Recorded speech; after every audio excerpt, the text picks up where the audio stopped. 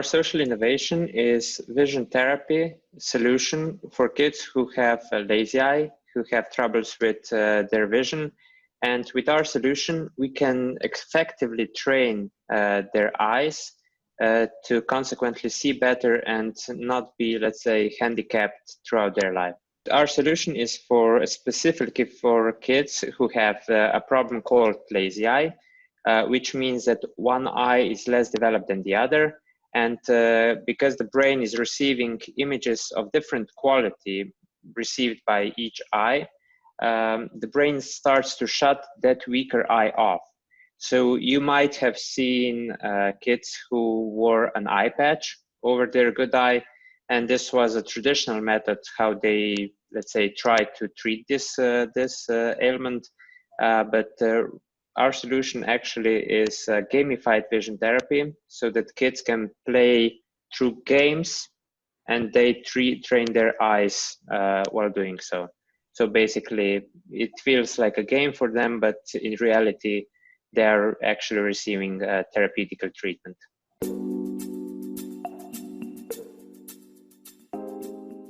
We've first been developing different pieces of software targeted at eye care industry, so related with vision. And when you're presenting our previous, let's say, products around clinics, talking with the doctors, the topic of, let's say, vision therapy for kids kept, let's say, repeating. And we started investigating, talking more and more with the professionals specialized in the field of vision therapy. And we quickly found that, okay, there is a big, let's say, lack of an effective solution in this field. Current methods were very boring, repetitive, and I mean, you can imagine how engaged kids are aged 5 to 10 if something is boring them. So what we set out to do is actually develop a vision therapy solution that is fun and engaging. And yeah, it was purely by, let's say, communicating with the end users as well as the professionals that are, let's say, specialized in treating that, that gave us the idea.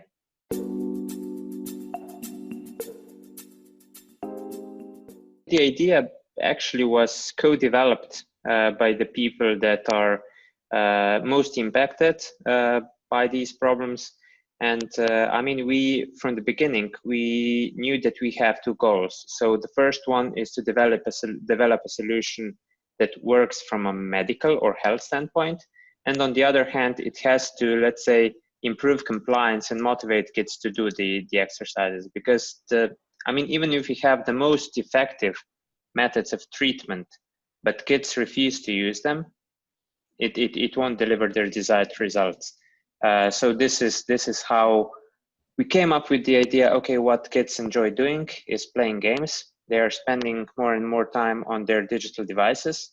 So why wouldn't we, for a change, use those, let's say, innovative technological products for something good?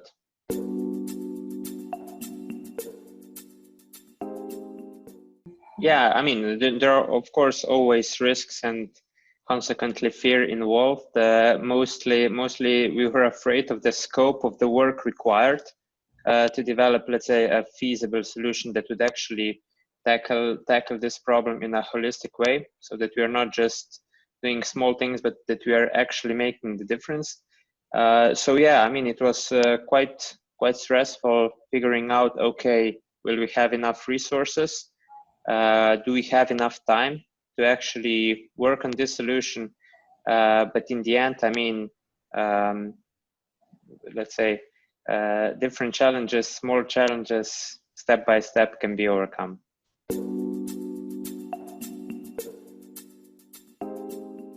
Well, I must say, or let's say, be honest, that in modern times that we are living in right now, I think positive stories are something that is quite actively sought also by journalists and news outlets. I mean, especially readers. We all like to, from now and then, read something positive. And thankfully, startups, especially those active maybe in the field of health, or improving lives for the kids are quite a sought after,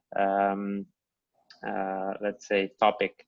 So we've been very fortunate that media was quite open for our solution and for our company in general.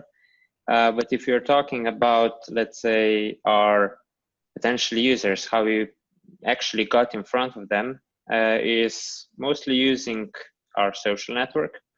So we are using social networks because, I mean, in the end, who's our customer? Our customers are parents of the kids of with these problems.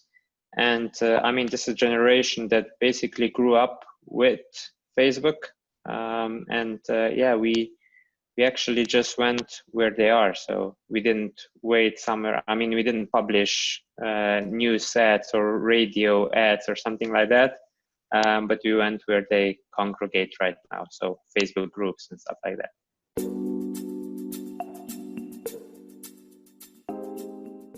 Already during the development, we were in constant contact with all, let's say, stakeholders that need to be involved in this process. So, and these three, let's say, we could split the stakeholders into three groups. So one are the parents of these kids. Second are so eye care professionals or eye doctors that are otherwise providing treatment for this ailment. And of course, the kids. So when you were developing, I mean, very early on, when we had first drafts, we already had focus groups with parents and their kids, showing them designs, giving them, let's say, first versions already played to see, okay, is this fun and engaging enough for them to, okay, to answer the second goal that we had, so that it's fun and engaging. And then we also had focus groups with the eye doctors, so that they were looking at it, giving us ideas, giving us feedback, purely from the professional standpoint. So is it working from a medical standpoint? I mean, I think that this is the most important thing whenever you're developing, let's say, social innovation or any other kind of innovation. You can develop something that's world class, the best, but if people, I mean, if it's not done in a way that addresses the customers' problems, solves their challenges, and is done in a way that doesn't conflict with their everyday life, but rather complement it, that's what you have to do.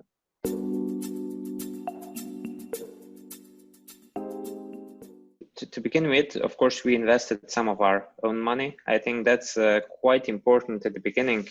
I mean, if possible at all, of course, that you have a personal stake into it. I mean, not that we would otherwise lack motivation, but maybe this additional component, fiscal component, helps a little bit. But then to begin with, we sought state funds. So we applied for P2 call or grant, which Slovenian Enterprise Fund provides to help kickstart the new entrepreneurial ideas. But then we very quickly started looking for investors, and until now we have two corporate venture capital investors. So the first one is Collector Ventures, which is a local company. I mean, local, they have a, let's say, headquarters in the same town as we do, but they are active mostly, let's say, in the fields of construction, automotive industry. So nothing related with healthcare, but they were just, let's say, saw a potential in the idea and decided to support us.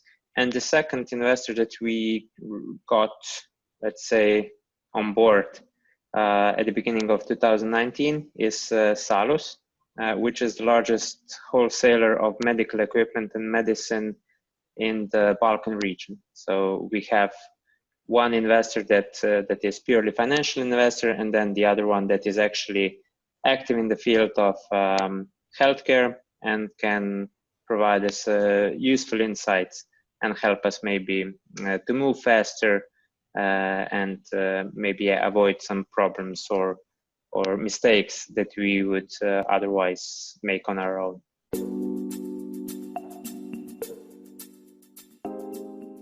Yeah, so we are mostly active in the, let's say, foreign markets. So by far our largest market are the United States, followed by Canada. I mean, in Slovenia, we only make about 2% of all our sales.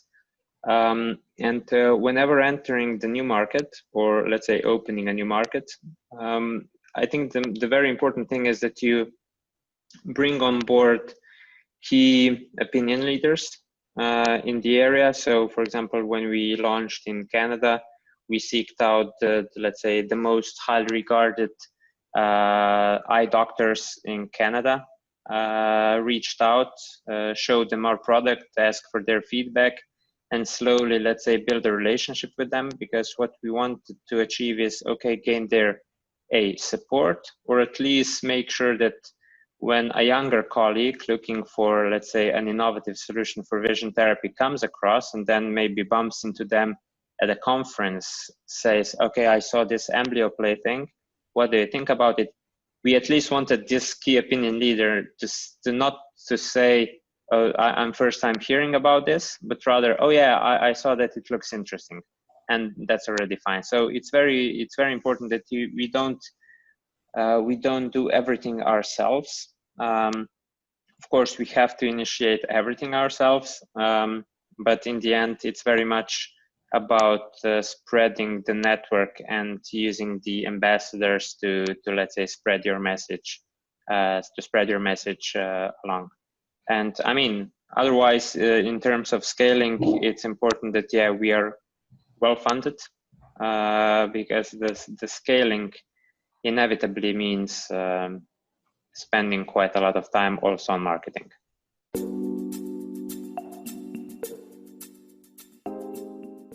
It depends how let's say open and advanced a system already is.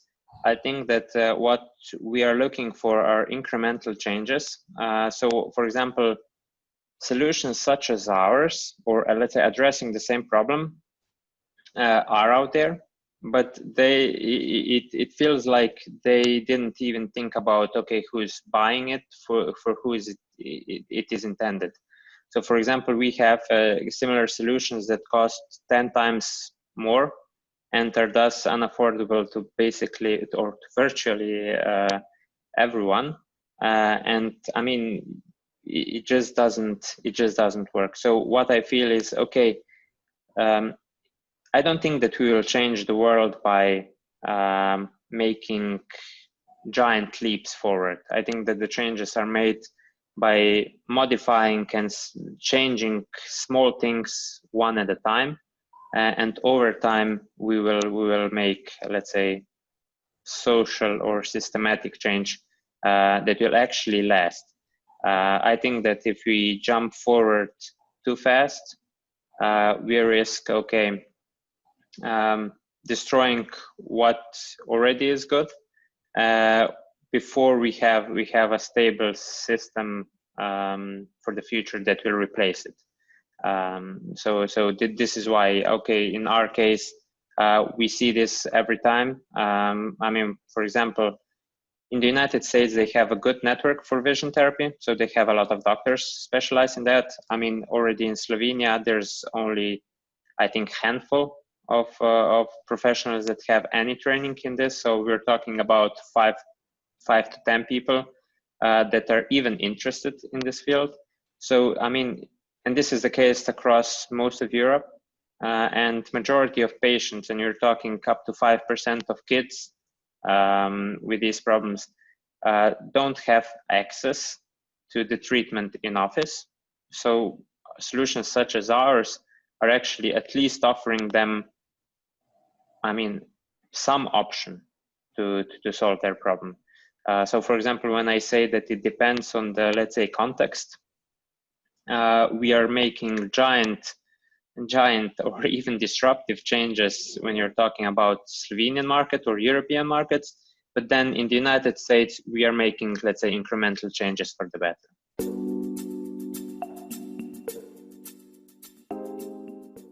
I think that the most important advice is not to give up. Every let's say development, every change doesn't happen overnight, and it's never easy. So I mean, we can hear about some amazing stories how someone made an app and just made it big and earned a lot of money, and the end of story. That doesn't really happen. So it's always a lot of hard work. And I mean, if you're looking at our company, there are at least 40 instances since our establishment, so 5 years ago, that it might have made more sense to call it quits. But then again, if we did that, we wouldn't be here. So we have to trust ourselves, or trust themselves, that they will be able to overcome the problems. That if something doesn't work, it doesn't mean the end of story, but it rather means that, okay, we should try something differently. But in the end, I think that every social innovation, if it has an aim of doing good and improving life, not for just for yourself, but for the broader society, this is a very rewarding thing and a very rewarding way of earning a living, if nothing else. So it's well worth it.